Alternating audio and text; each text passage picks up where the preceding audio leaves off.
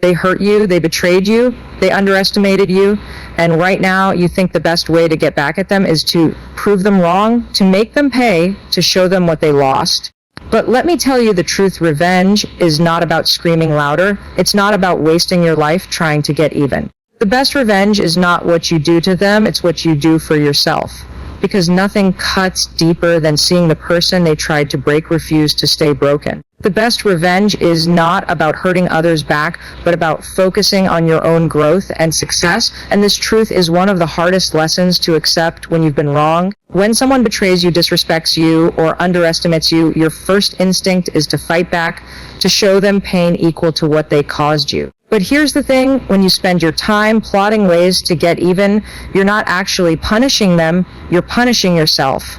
You hand over your energy, your peace of mind, and your focus to the very person who doesn't deserve another ounce of your power. Real revenge isn't about stooping to their level, it's about rising to yours. I remember reading about Oprah Winfrey's early career when she was told she wasn't fit for television. Imagine if she had dedicated her life to proving those critics wrong directly, chasing them down, demanding validation. She wouldn't be who she is today. Instead, she poured herself into her craft, built her empire, and became one of the most powerful voices in the world. That's what real revenge looks like, not shouting back at the doubters, but building such undeniable success that their words no longer matter. Think about your own life. Hasn't there been a time when someone hurt you and you obsessed over what they did? Maybe it was a boss who overlooked you, a partner who betrayed you, or a friend who turned their back.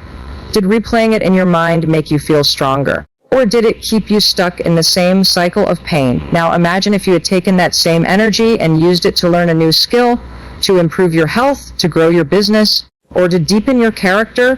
Who would you be right now if you had focused on yourself instead of them? Here's the actionable shift. Every time you feel the urge to strike back or dwell on their betrayal, pause and ask, how can I use this energy for me? Maybe it means hitting the gym to rebuild your strength. Maybe it means putting extra effort into your career. Maybe it means finally chasing the dream you've been putting off. Every act of self-investment is an act of revenge because it proves that they didn't break you, they fueled you. The truth is, success is louder than anger, and peace is more powerful than payback. The person who wronged you might never apologize, they may never regret what they did, but you get to choose whether they remain a chapter in your story or the motivation behind your greatest rise.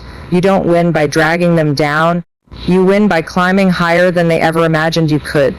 So the next time you think about revenge, remember this.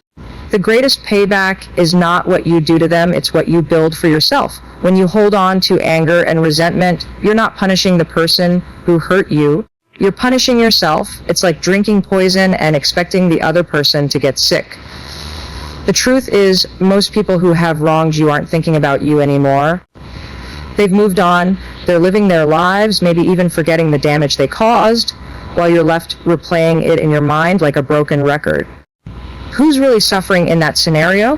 It's not them, it's you, and that's the trap of holding grudges. It tricks you into believing you're protecting yourself, when in reality, you're only keeping yourself chained to the very pain you want to escape. I once heard the story of Nelson Mandela, who after spending 27 years in prison walked free and chose forgiveness over hatred. He said, "As I walked out the door toward my freedom, I knew that if I didn't leave my bitterness and hatred behind, I'd still be in prison."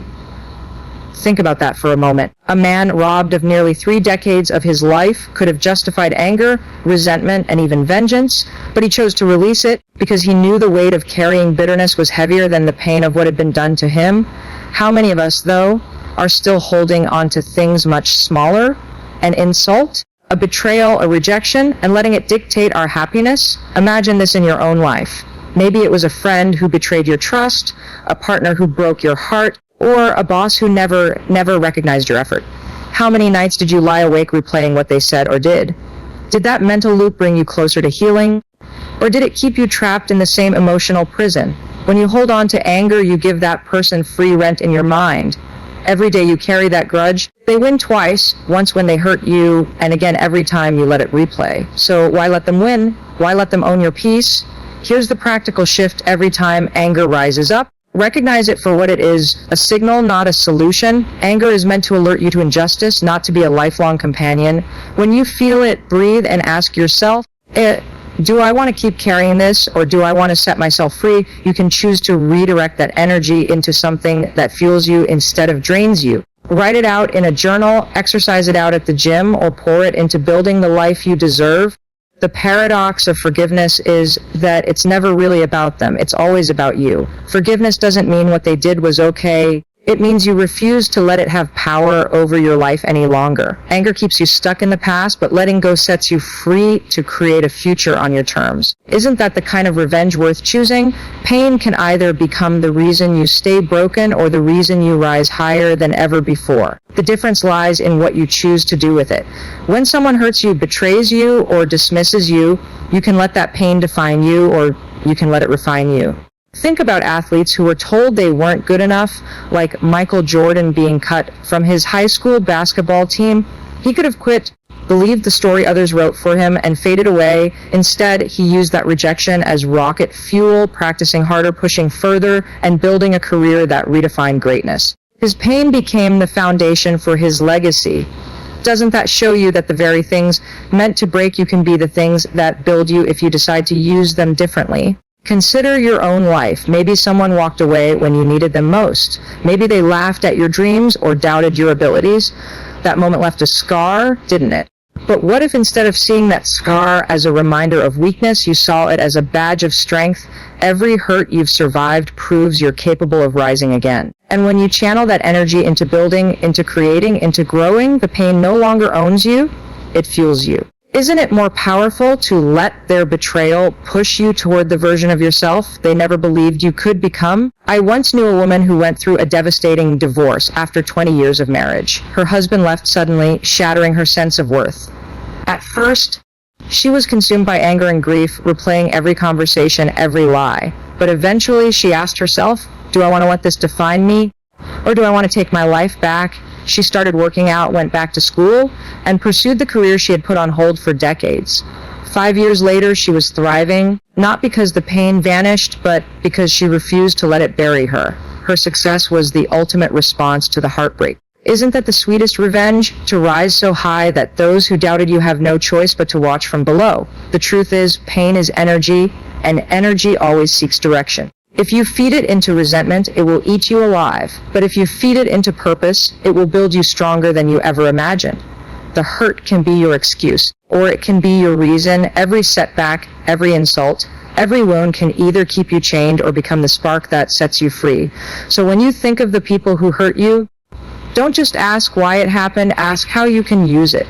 Because the greatest revenge isn't matching their cruelty, it's transforming your pain into a life so extraordinary it silences every doubt they ever cast on your name. When you obsess over the people who wronged you, you are giving them the most valuable resource you have, your time and your energy. Think about it. How many hours have you wasted replaying a conversation in your head, rewriting what you should have said, or scrolling through someone's life just to remind yourself of how unfair it all feels? Every moment you spend fixated on them is a moment stolen from building the life you want. They hurt you once, but by obsessing, you let them hurt you again and again without even being in the room. Why would you give them that kind of power? I remember talking to a man who was fired unfairly from a job he'd given 10 years of his life to. He was angry, bitter, and consumed by thoughts of revenge. For months, every conversation circled back to his old boss, the betrayal, and the injustice. But while he was stuck replaying it, the world kept moving forward.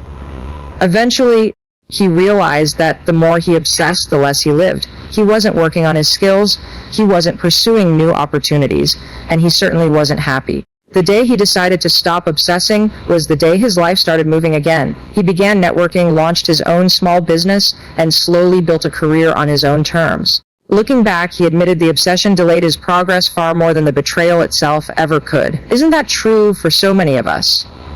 Think about your own story. Who are you still giving mental rent to? Who are you carrying in your mind every single day? Does replaying their actions make you stronger? Or does it keep you stuck in the same loop of frustration? The hard truth is obsession is a form of self-sabotage. It tricks you into thinking you're processing the pain, when really you're just keeping it alive. The best way to stop the cycle is to redirect your focus. Every time the thought of them creeps in, catch yourself and ask, what could I be building right now instead of reliving this? Then put your energy into something constructive, your health, your goals, your passions. Oprah Winfrey once said, "The best revenge is moving on and letting go. Don't give someone the satisfaction of watching you suffer."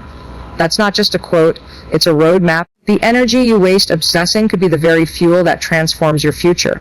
So instead of scrolling through their life, invest in your own. Instead of replaying the past, design the future. The truth is you cannot rewrite what happened, but you can write what happens next. Obsession keeps you chained to a chapter that's already over, while focus sets you free to start a new one. Isn't that the kind of power you want to reclaim? The sweetest revenge is not a sharp comeback, a public takedown, or watching someone else fail. It is building a life so fulfilling that the people who tried to break you have no choice but to see you thriving. When you commit to peace, happiness, and success, you show them that their actions had no power to define your future. Think about it, what's more powerful? Lowering yourself to their level or rising so high above it that they can't even reach you. The person who hurt you wanted to see you small, bitter, and broken. Imagine their surprise when instead of crumbling, you flourished. Isn't that the ultimate victory? I once knew a young man who grew up in a household where his father constantly told him he'd never amount to anything. Every failure, every stumble was thrown back in his face as proof that he wasn't enough. For years, he carried the weight of those words, angry and desperate to prove his father wrong. But eventually he realized something. If his only mission was to prove someone else wrong, he would always be tethered to that pain. So he shifted his perspective. Instead of focusing on revenge in the form of validation, he poured himself into building a life that fulfilled him. He went to college, launched a successful career, created a loving family of his own, and found peace. Years later, when his father saw the man he became, it wasn't anger or payback that gave him satisfaction. It was the calm, undeniable truth that he had risen beyond the limitations placed on him. And isn't that the point? If you're chasing revenge by wishing them pain, you're still tied to their story. But if you rise in joy, peace, and fulfillment, you reclaim ownership of your life. The ex who left you doesn't win when you cry over them for months. They lose when you step into confidence, love yourself fully, and attract better. The boss who fired you doesn't lose when you ran about them. They lose when you build a career so strong that they can't touch your success. Peace is the ultimate rebellion. Happiness is the boldest comeback. Success is the loudest silence. Because nothing unsettles those who hurt you more than realizing they no longer control your emotions, your choices, or your life. The best revenge is not needing revenge at all. It's living in such alignment with yourself that their memory fades into irrelevance. So ask yourself this: do you want to stay stuck in the cycle of bitterness, or do you want to rise so high that you become untouchable? Do you want your story to be about what they did to you, or about what you built despite them? At the end of the day, the most powerful revenge is not proving them wrong. It's proving to yourself that you were always stronger, always greater, and always capable of creating the life they never believed you could. In the end, revenge was never about them. It was always about you. The people who hurt you don't deserve your energy, your obsession, or your anger. What they do deserve is silence, because nothing is louder than the sound of you.